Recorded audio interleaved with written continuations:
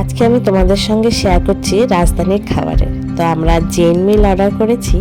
তো এখানে দিয়েছে রুটি, ডাল, ভাত, আচার, দই আর পনিরের সবজি একটা।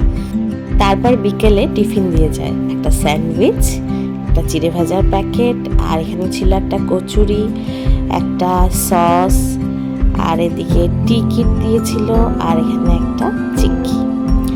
তো আমি এখানে চাটা বানিয়ে নিচ্ছি। তো চাটা খেতে অত টেস্টি ছিল না। রাত্রেবেলা আবার ডিনার দিয়েছে। ডিনারেও দুপুরের সেম জিনিস ছিল, শুধু রুটির জায়গায় পরোটা ছিল। আর সকাল 6টার সময় চা বিস্কুট দিয়ে গেছিলো, সেটা ভিডিও করিনি। তারপর 9টার দিকে আমি ব্রেকফাস্ট দেয়। এখানে দিয়েছিল উপমা, 2টো ব্রেড, বাটার, সস আর একটা ফ্রুটের প্যাকেট।